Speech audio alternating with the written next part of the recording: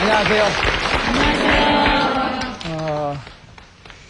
손자병법에서 우리가 좀 몇 가지 문장들을 지금 계속 뽑아서 이제 강의를 하고 있는데, 손자가 이런 선언을 합니다. 병자는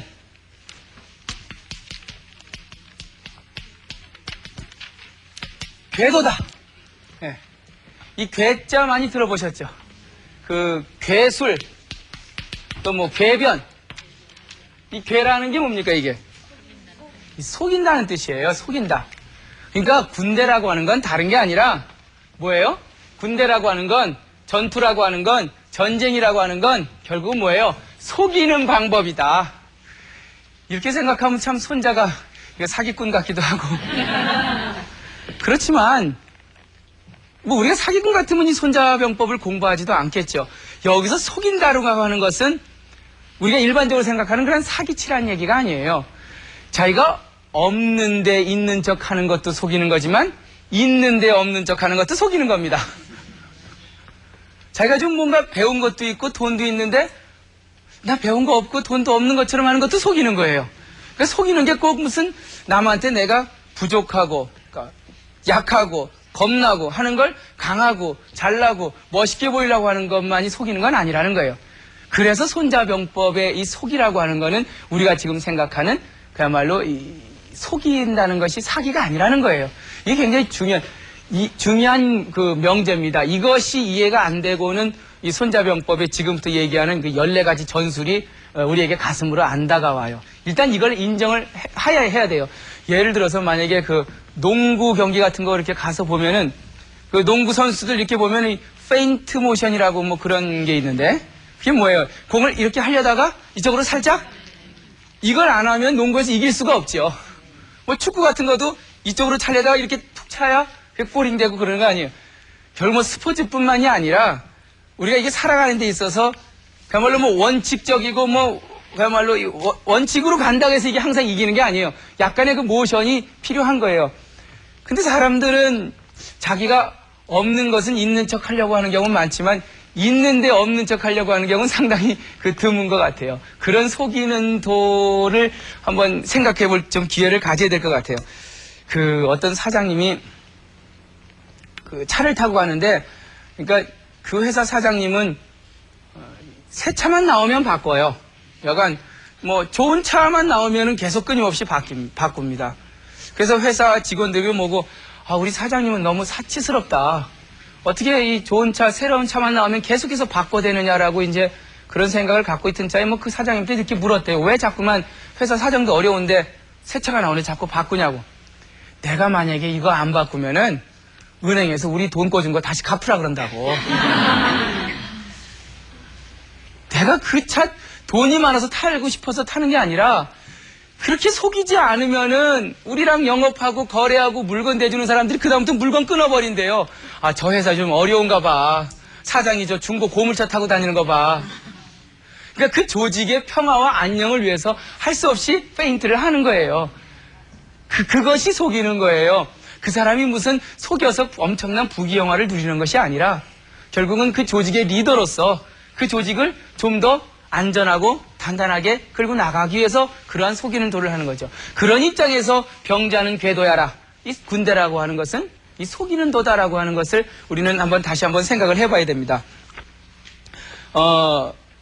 이제 사마천이란 역사가가 있습니다. 그 사람이 이제 이 사기라고 하는 유명한 역사서를 썼는데 이 사기에 보면은 이 공자라고 하는 지식인이 이 노자를 찾아가서 서로 만나는 장면이 나와요.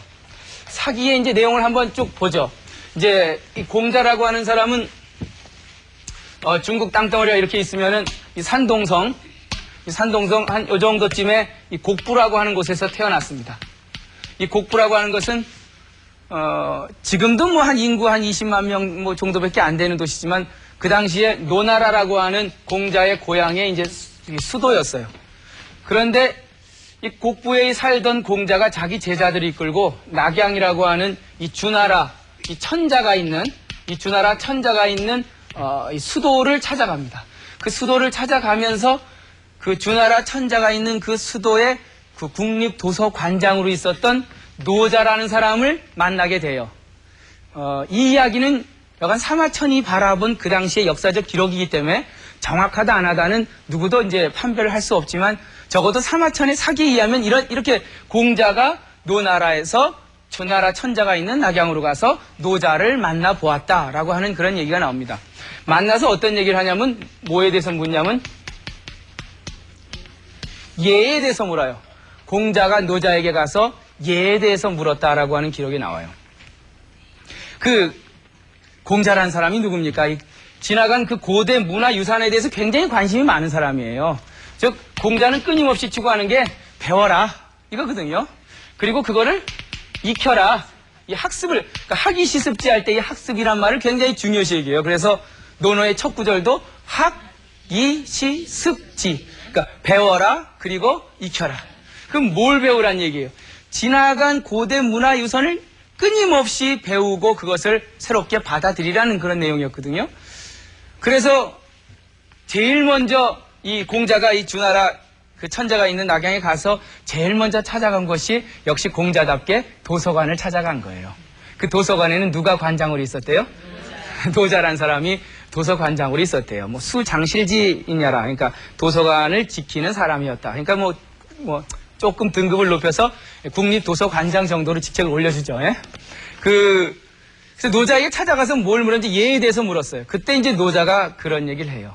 당신이 공자라는 사람인가? 당신이 주장하고 당신이 그토록 바라던 그런 당신의 정치적인 비전이 이 시대에 실현된다고 생각하는가? 그건 이미 지나간 시대의 논리다. 새로운 시대에는 당신이 주장하는 그 요소는 지금 있느냐? 다 뼈다귀가 돼서 저 흙 속에 묻혀있지 않느냐? 왜 이미 뼈가 돼서 썩은 사람의 이야기를 지금 하고 다니느냐? 시대가 바뀌었으면 바뀐 시대를 인식해야 되지 않느냐? 제발 당신이 그 갖고 있는 군자이척하는 그 교만함, 또 내가 어떻게 세상을 바꿔보겠다고 하는 어떤 그러한 그 꽁수, 그걸 좀 버려봐라 하면서 이런 유명한 그 얘기를 공자한테 해줍니다.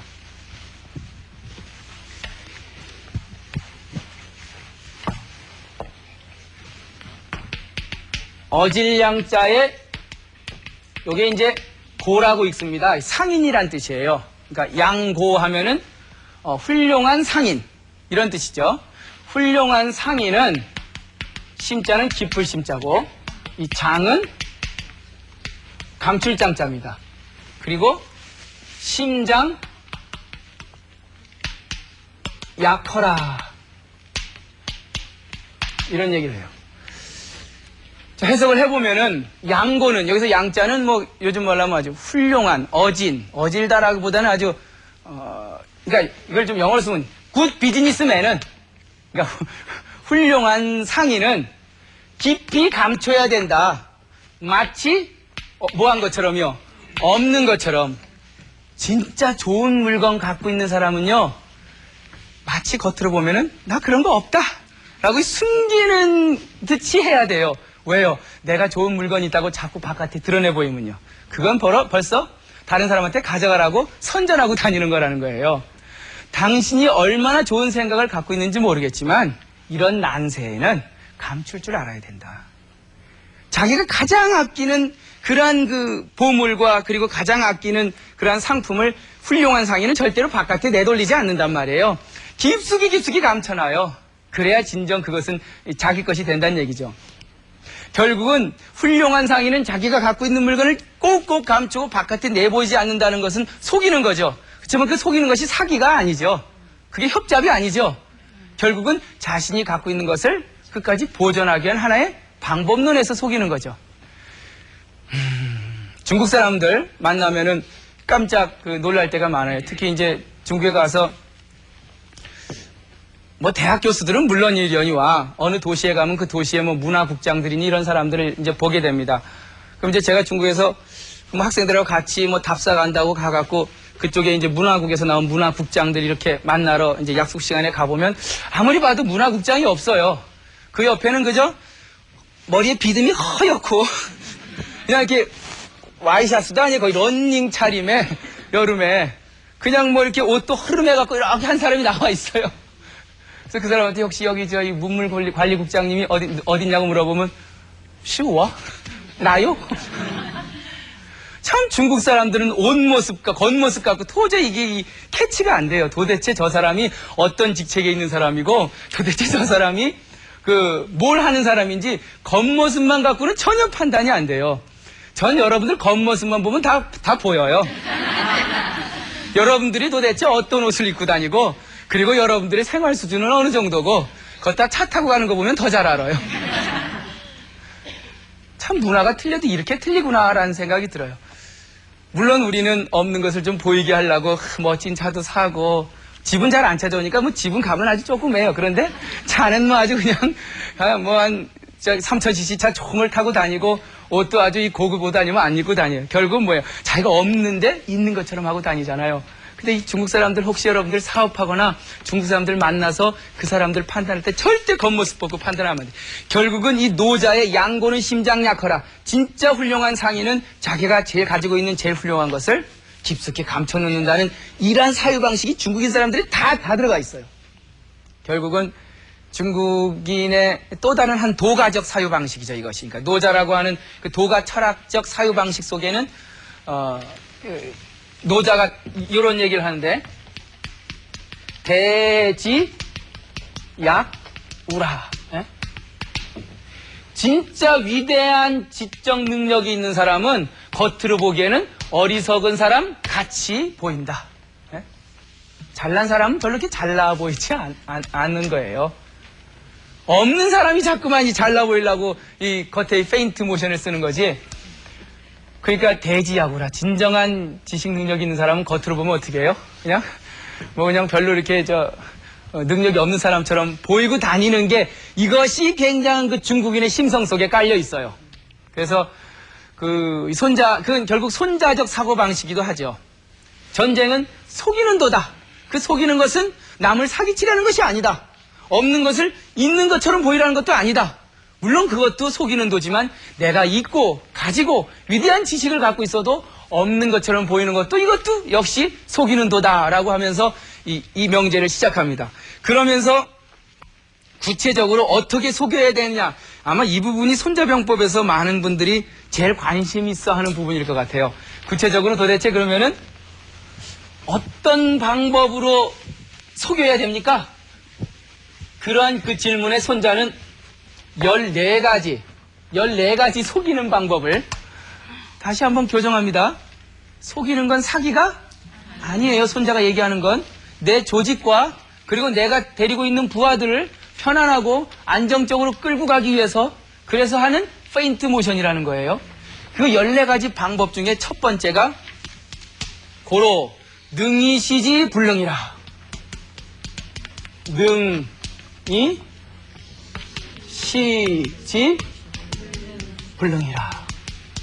이게 첫 번째 속이는 도의 그 내용입니다. 해석을 하면요. 내가 어떤 능력이 있던 간에 어떠한 능력이 있어도 적에게 보여줘라. 뭐 한 것처럼. 내가 갖고 있는 능력이 많이 있어도 상대방에게는 내가 그런 능력이 없는 것처럼 보여주란 말이에요. 이게 상당히 첫 번째 속이는 방법 중에 하나인데, 이 구체적인 제가 예를 좀 한번 들어볼게요. 이제 중국 전투사에서 예를 들어볼게요. 손자의 후손이라고 알려져 있어요. 손빈이라는 사람이 있습니다. 손빈. 요 빈자가 무슨 빈자냐면, 요게 이제 무릎 슬개골 잘라낼 빈자입니다.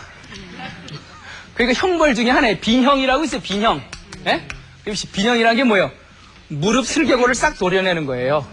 저걸 도려내면은 이제 기어다니게 되는 거죠.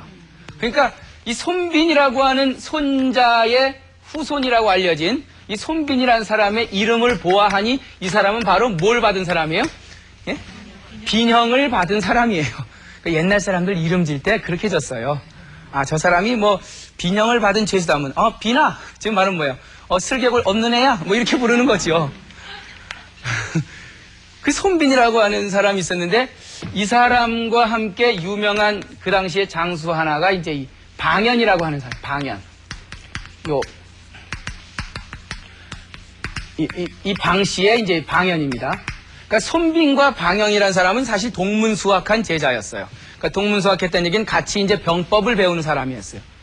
그런데 이제 그 방연이라는 사람이 손빈을 보니까 저 사람이 그 손자의 후손으로 알려져 있고 그리고 자기보다 능력이 뛰어나요. 아무리 봐도. 그래서 가만 놔뒀다가는 저 손빈이한테 자기가 분명히 공로를 빼앗길 것 같은. 그러니까 능력으로 봐서 도저히 안 되니까 언젠가 또 만날 거 아니에요. 이제 거기 졸업을 하더라도. 그래서 항상 그 뭐랄까 이 위협의 대상으로 여겼었어요. 그래서 언젠간 내가 저 손빈을 내가 반드시 제거하리라. 그래야 내가 이 시대의 최고의 영웅이 되고 대장군이 되리라라고 이제 그 생각을 하고 있었죠. 그때 먼저 그 방연이라는 사람이 위나라라고 하는 곳에 이제 그 출세를 해서 장군으로 갑니다. 위나라로 가면서 이제 손빈한테 그러는 거예요. 사실 이 사람도 속이는 거죠. 네? 자기가 이 손빈에 대한 엄청난 그 컴플렉스와 그 경쟁 의식이 있으면서도 결코 자기 마음을 드러내 보이지 않았던 거죠. 그러면서 내가 위나라 지금 장수로 가니까 만약에 당신이 위나라로 나중에 찾아오면은 내가 너한테 앞에 이 벼슬길을 열어주겠다라고 약속을 하고 이제 위나라로 가요. 그리고 이제 이 손빈한테 그 연락을 띄워서 손빈을 찾아오게 만듭니다. 손빈이 이제 위나라에 들어가니까 방연이를 만나고 싶다고 하니까 어느 군사들이 들이닥쳐갖고 이제 손빈을 끌고 가는 거예요, 무조건. 그래서 손빈은 아니 방연이를 만나게 해달라.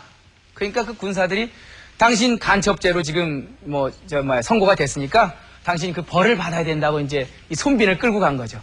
너무나 억울하니까 이 방연을 좀 제발 찾아달라고 아무리 부르짖어도 방연이 같은 장군이 너를 만날 리도 없다. 그리고는 바로 이 형장으로 가서 무릎 슬개골을 제거를 시켜버려요. 완전히 그냥 그 피눈물을 흘린 거죠. 이게 도대체 무슨 일이냐. 그때 방연이가 나타납니다. 너라고 하는 존재가 없어져야겠다. 그래야 내가 이 시대의 제1의 최대 장군이 될 수 있겠다라고 그 손빈한테 얘기해요. 그때 손빈이 우라가 치밀 거 아니에요. 그래도 그 손빈은 참았어요. 왜? 어떻게든 살아야 되니까. 그래야 복수도 하고, 그래야 무슨 방연에 대해서 자기의 그 울분을 풀 수 있기 때문에. 그다음부터 이제 돼지 우리로 보내졌습니다. 그리고 돼지하고 똑같이 밥을 먹고 돼지처럼 이제 살게 만든 거야. 처참하게 이제 즐긴 거죠, 방연이는. 손빈이 그 속에서 그 밥을 먹으면서 좋다. 내 이 울분을 반드시 갚겠다. 그다음부터는 진흙을 먹기 시작하는 거예요. 하고 목을 탁탁 해갖고 그냥 목을 망쳐버린 거죠. 그리고 하고 이 돼지처럼 울기 시작하고. 그러니까 병사들이 이상하니까 방연이한테 가서 보고를 했어요. 이 손빈이라는 사람이 미쳤나 보더라고. 방연이 가보니까 완전 이건 실성한 사람. 예를 들면 실성이 뭔지 아세요? 실성? 자기의 본성을 인간이라고 하는 성을 잃어버린 거예요. 요즘 실성한 사람이 많이 있지요. 예. 실성을 해버린 거예요. 그러니까 이제 안심을 했죠. 이제 저 정도면 괜찮겠다. 그때 이제 그 위나라 옆에 이 제나라라고 하는 곳이 있는데, 이 제나라의 사신이 위나라로 와요. 위나라로 오면서 가만히 보니까 이 돼지 우리에서 이상한 소리가 나거든요. 그래서 가보니까 그 손빈이라는 사람이 그냥 하고 소리를 지르고 있던 거예요. 그때 이제 묵자의 제자 중에 금활리라고 하는 제자가 있는데, 금활리가 이 손빈을 만나요. 만나서 무슨 일이냐 하니까 자초지종을 얘기를 하죠. 제발 나 좀 빼달라. 그래서 가만히 보니까 예사 사람은 아니고 분명히 병법에도 밝은 것 같고, 그래서 이제 손빈을 이 마차에 집어넣고 거적으로 씌워서 그 나라에서 빼냅니다. 그리고는 제 나라로 가요. 그때 방연이가 그 소식을 듣고는 그래도 지가 이제 비년까지 당하고 실상한 놈이 가봤자 얼마나 큰 능력을 발휘하겠냐고 이제 추격을 포기해요. 그때 이제 손빈이 제 나라로 가서 제 나라의 유명한 장군 이 전기라고 하는 장군이 있어요. 그 전기라고 하는 장군 밑으로 들어갑니다. 들어갔는데 워낙 병법에 훌륭한 재주가 있으니까 전기가 딱 알아봐요. 그러면서 당신은 비록 빈영을 당해서 그토록 정말 최악의 상황이 됐지만 나를 위해서 나의 군사가 돼주시오. 그러니까 우리 군대의 어떤 책사가 돼주시오라고 이제 부탁을 합니다. 그때 이제 하루는 이 전기란 사람이 말 경주하는 걸 굉장히 좋아했는데, 이 제 나라에는 이제 실력자들이 아마 자주 모여서 이 경주말을 통해서 이제 경주를 했던 모양이에요. 제가 지금 얘기하는 게 능이 시지불능입니다. 예? 이거 잊지 마세요, 이걸요. 내가 아무리 능력이 있어도 적에게는 응여움처럼 보여라. 다시 돌아와서 경기를 좋아하는 이 전기의 취향에 이제 손빈이 착안을 해서 그러죠. 내가 알고 있는 병법을 써서 당신이 그 경주를 할 때 완벽하게 승리할 수 있는 방법을 내가 가르쳐 줄 테니까 내 말 좀 들으라고 이제 얘기를 해요. 그래서 방법이 뭐냐니까 저쪽 상대방의 말이 3마리 있고 당신 말이 세 팀이 있는데 이제 둘이 싸워서 이제 이기는 사람이 이제 그 상금을 다 갖기로 돼 있었죠. 그래서 10만 금을 걸으라 그래요. 있는 재산 다 걸으라 그래요. 걸어놓고는 분석을 해보니까 상대편의 그 말이 잘 달리는 말, 중간 달리는 말, 못 달리는 말이 있고 우리 팀도 잘 달리는 말, 중간 달리는 말, 못 달리는 말이 있단 말이에요. 자, 여러분들 이 전기의 이 말과 상대방의 이 3개의 말이 싸워서 이길 수 있는 방법은 어떤 방법이에요? 네? 우리의 가장 능력 없는 C의 말을 A하고 붙여버려요. 그러면 1패죠. 우리가 지죠? 1승 0패죠. 그리고 우리의 중간 말하고 저게 C 말하고 붙여요. 그럼 1대 1이죠. 우리의 A하고 저게 B가 붙여버려요. 2대 1이죠. 그럼 뭐 100점 100승이죠. 2대 1로 이길 수밖에 없어요. 결국 이게 뭐예요? 이게 손자가 얘기한 지피지기예요. 이게 지피지기가 다른 게 아니라 저게 상황이 어떠냐, 그리고 내 상황이 어떠냐, 그걸 정확히 데이터 분석을 해서 저게 내 상황을 정확하게 객관적으로 인식하고 그거에 맞는 전략을 짜서 붙인 거란 말이에요. 그래서 이긴 거란 말이에요.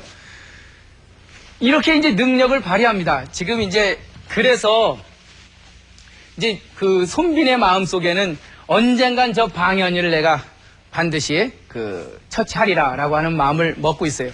그때 이제 위나라하고 이제 조나라가 이제 한나라로 쳐들어가요. 요 한나라로 쳐들어가니까 한나라가 제나라한테 구원을 요청해요. 그때 이 제나라가 이제 전기를 대장군으로 하고 손빈을 갖다가 작전 책사로 해서 이 위나라의 공격을 당한 한나라를 도와주러 이제 파견을 합니다. 그래서 이제 한나라로 쫙 갔죠. 근데 갔는데 이제 그 손빈이라는 사람이 그런 거예요.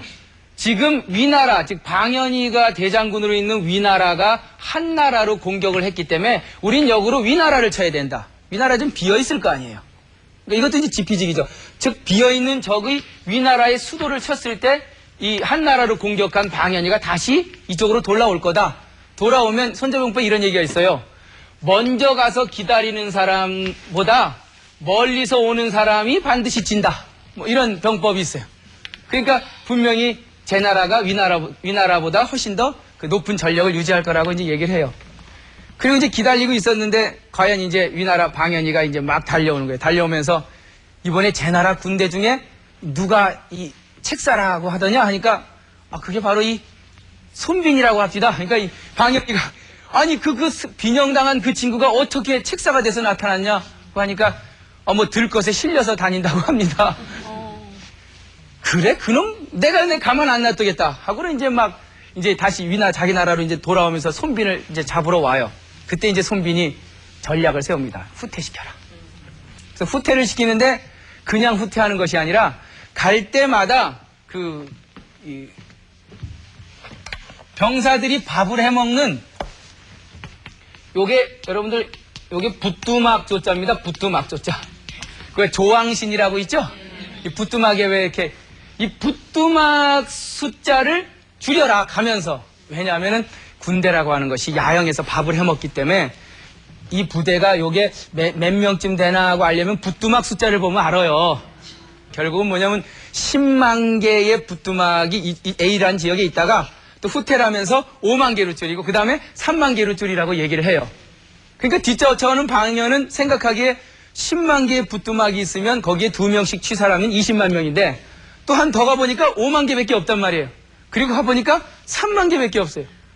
결국은 분명히 이 제나라 군사들이 이게 겁쟁이들이라 분명히 이탈자가 생기고 탈영병이 생겨서 부뚜막 수가 적게 됐을 것이다 라고 생각을 하고 그 다음부터는 이제 이 겁쟁이 이 손빈아 개 섞어라 하면서 그 모든 병사들을 다 데리고 가지 않고 정예 병사들만 갖고 이제 추격을 합니다. 이제 그걸 노렸던 거죠, 결국은. 어디서 이게 결판이 나냐면요. 한참 이제 추격전을 감행한 그 방연이 부대가 이 마릉이라고 하는 곳에 도착을 해요. 말맞자예요, 마릉. 유명한 마릉 전투입니다. 이 중국 전투 중에서 굉장히 큰 전투예요. 마릉이라고 하는 것이 이렇게 협곡으로 돼 있는데, 이제 이 부뚜막수를 보고 이제 쫓아온 그 방연이가 이 마릉이라고 하는 골짜기를 이제 들어가게 돼요. 근데 이제 병사들 중에 이제 장군들이 말립니다. 이게 너무 협곡이라 이게 들어갔다가 그 지형적 요소가 불리하기 때문에 좀 들어가지 않는 것도 괜찮을 것 같습니다라고 보고를 하는데, 그럼에도 불구하고 들어가요. 뭐 손빈 같은 그 겁쟁이 군대는 내가 얼마든지 이길 수 있다고 생각하고 들어갑니다. 들어가서 끝내는 이제 캄캄한 어두운 밤이 됐는데, 뭐 이렇게 나무가 하나 있는 거예요. 이렇게 나무로 깎아서 뭐가 이렇게 비석처럼. 그래서 깜깜하게 어두워갖고, 야, 불 좀 켜봐라. 불을 켰는데 거기에 뭐라고 써있냐면은, 크게 이렇게 써있는 거예요. 예?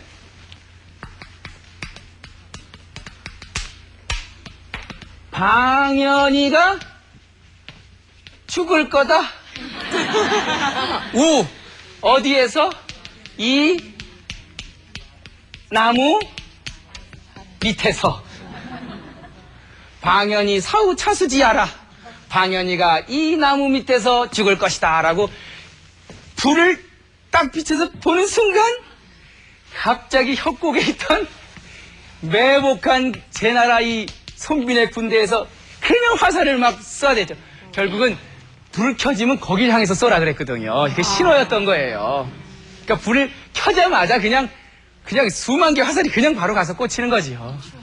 그때 방연이가 아이고 내가 걸려들었구나.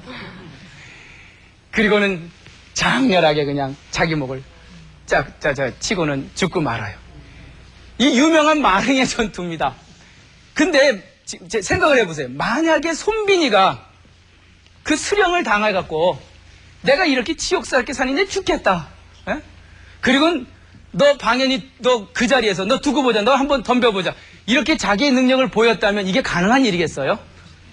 끝까지 감췄던 거죠. 자기가 능력이 있었음에도 불구하고 난 능력 없습니다. 난 바보입니다. 난 실성했습니다.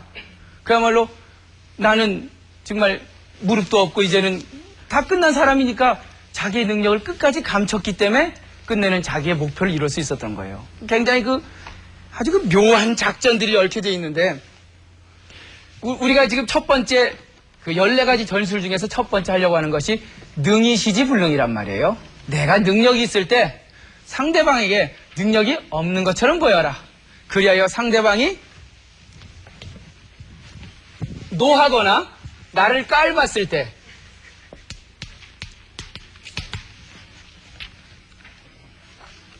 내가 능력이 있으면은 적에게 나의 불능, 즉 능력이 없는 것처럼 보이고, 적이 한참 열받아 있으면, 한참 화가 나 있으면은 이 요라고 하는 건 뭐예요? 더욱더 열을 지펴라. 예? 화난 사람하고 싸워서 이기는 건 굉장히 쉬워요. 이미 실성했기 때문에 혼자서 막 먼저 화를 내고 막 이러면은 그거는 얼마든지 요리를 할 수가 있어요. 제일 겁나는 사람은 화나도 하나씩 안 한 사람이에요. 한 가지 예를 더 들게요. 제가 이 중국에서 이제 자전거를 타고 가고 있었어요. 이제 자전거를 타고 가는데 이제 자전거 전용 도로에서 자전거를 타고 가는데 갑자기 중국의 세단 굉장히 좋은 자가용이 그것도 일방 통행로인데 거꾸로 이제 진입을 했어요. 그래서 제 이제 상식으로는 이해가 안 가니까 그 앞에 가서 그냥 딱 부딪혔죠, 일부러. 그리고는 운전사한테 이게 뭐냐고, 왜 자전거 전용도로에서 역주행하냐고 역정을 냈더니만 그 운전사가 쫙 노려보더니만 뭐라냐면, 넌 자전거고 난 자가용인데 왜 자전거가 자가용한테 뭐라 그러냐고 아주 화를 대려내더라고요. 중국에서는 저 그런 거 많이 봤어요. 이 횡단보도에서 이 차하고 자전거하고 부딪히면 차 운전사가 나와갖고 자전거 타고 다니는 사람을 막 때려요. 너 왜 내 차 앞에 와서 내 차를 건드냐고. 그러니까 아직도 이제 그런 어떤 인권이나 그런 게 이제 아직 잘 탄탄하지 않으니까 그래서 너무 분해갖고 막 그 자리에서 막 화를 냈죠. 화를 내갖고 이제 그것도 안 풀려서 와갖고 제 친구들한테 얘기를 했어요. 중국 친구들한테. 나 이런 일이 있었는데 너무너무 화가 났다 그러니까 그 친구가 씩 웃으면서 넌 아직 중국에 대해서 알려면 아직 멀었대요. 왜냐 그러니까 나 같으면 안 그러겠대요. 내가 정말 그런 상황을 대해서 그 운전사가 그렇게 미웠다면은 살짝 눈을 미리 깔고 그 차 번호를 내 외우겠대요.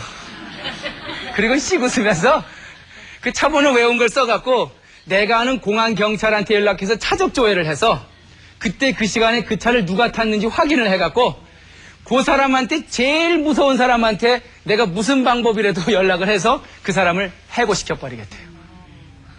그 사람은 해고시키면서 누가 해고시켰는지도 모를 거예요. 왜? 그게 중국인의 이런 심성이 있어요. 화난 사람은 더 붙도드란 말이에요. 그랬을 때 얼마든지 요리할 수 있다는 거예요. 나를 깔보고 무시하면요. 같이 거기서 너 왜 나를 무시하냐 그러지 마세요. 씩 웃어요. 그리고 더욱더 그를 교만하게 만드세요. 그래, 더. 근데 이런 거 보면은 참 무섭다는 생각이 들어요. 정말 이게 결국은 그냥 감성적으로 인간 대 인간, 조직과 조직이 부딪히는 게 아니라 뭔가 전술과 전략을 갖고 심모원료하는 깊은 생각을 갖는 이성적인 냉철한 사고방식이 손자방법에 있구나라는 생각이 저는 깜짝깜짝 들 때가 있어요. 이런 말도 있죠. 친이 리지. 저쪽이 너무 친하면은, 이제 네 번째, 친하면 그 친한 걸 이간질 시켜라. 이 초나라에 이 회왕이라고 하는 왕이 있었어요. 이 초나라 회왕한테는 사랑하는 여인이 하나 있었는데 그 여인이 갑자기 이제 초나라 회왕한테 자기한테만 사랑을 줘다가 이제 다른 나라에서 예쁜 그 애첩이 하나 이렇게 수입돼서 들어와갖고는 왕의 총애를 뺏겨버렸어요. 그래서 너무너무 이제 슬픈 거예요. 자기는 평생 저 초나라 회왕이 나를 사랑해줄 줄 알았는데 너무 친하잖아요. 그래서 어떤 길을 짰냐면은 이제 그 새로운 그 초나라 회왕이 좋아하는 애첩한테 가서 그 왕이 그러는데 너 입에서 좀 냄새가 난다 그러더라고요. 그러니까 그 코를 좀 이렇게 막고 다녀라. 예? 왕을 만날 땐 그렇게 얘기를 해요. 그런가 보다 하고 이제 그 다음에 왕 만날 땐 요렇게 하고 만났어요. 그 왕이 좀 이상하잖아요. 그래서 이제 사람을 시켜서 이제 그 처음에 애첩한테 물어봤죠. 저 새로운 여자가 왜 저렇게 코를 막고 다녀? 그러니까 글쎄요, 뭐 왕께서 입냄새가 너무 많이 난다고 그런다 그래. 그리고 왕이 노발대면서 그냥 바로 저 여자의 코를 베버려라. 갖고 그냥 이 비형을 내려버려. 이제 옛날 그 얘기인데 결국 뭐예요? 저쪽이 너무 친하면 어떻게 해요? 뜯어놔야 돼요. 그러니까